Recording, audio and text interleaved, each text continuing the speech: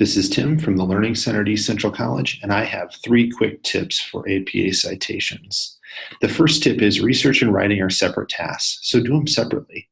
Sit down before you begin to write, look at the sources that you have, look for new sources if you need to, but get a really good idea. You don't have to be perfect, but get a really good idea what sources you're going to use and what parts of those sources you're going to use. That could mean writing down the quotes that you have. It could mean finding out which parts of which papers you want to use, but get those things in your mind before you start to write, and maybe even have them written down somewhere so that you know what you're going to do. What this does is it keeps you from doing everything at once, which will wear you out, and it will make you, for me at least, it makes me sick of the topic. It makes me sick of the paper. And it makes as other people read the paper, it can make it seem kind of muddled or unclear because you've tried to do too much at once, and so your mind isn't fully concentrated on research, but it also isn't fully concentrated on writing. One of the reasons I think doing research up front actually has to do with tip number 2, which is format the citation when you decide to use a source. So I'm doing my research, I find a great source, I say, okay, I'm going to use this part of this source. The minute that you decide to do that, look up the citation style for that source. See how it should be formatted, whether you use the APA book or you use Purdue OWL.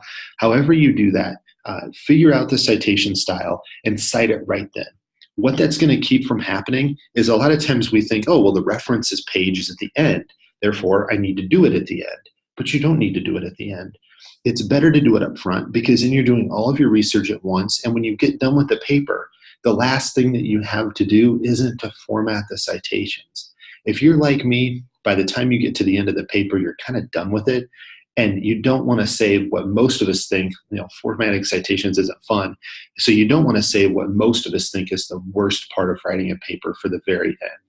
It's a sure way, formatting them at the beginning is a sure way to make the ending a little smoother. When you do format those citations, make sure that you use a good guide.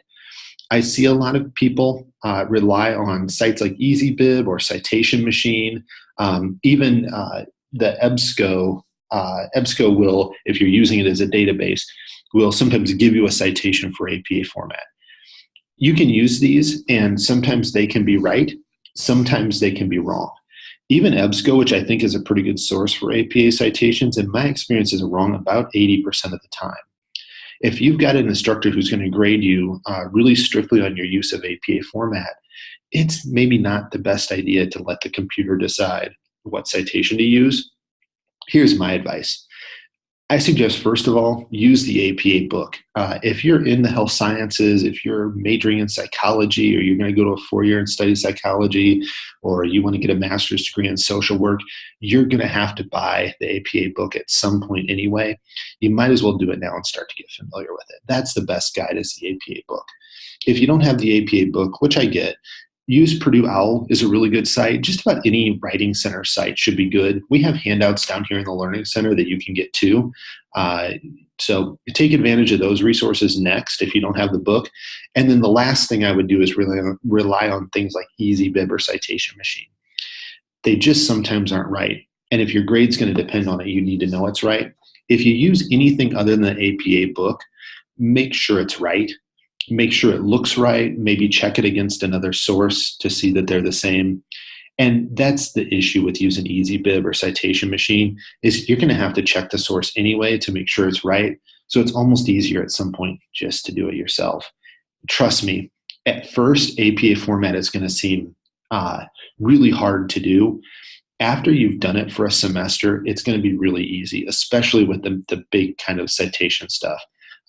So your journal articles, if you use a website, all of that stuff is going to be easy to cite after a semester. Okay, bonus tip.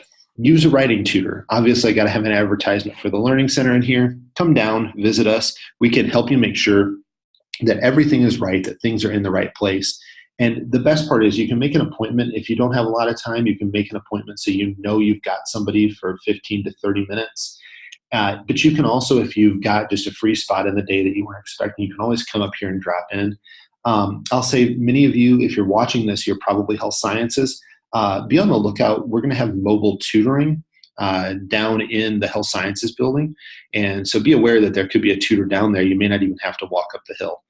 Keep that stuff in mind. Thanks for watching, and let me know if you have any questions.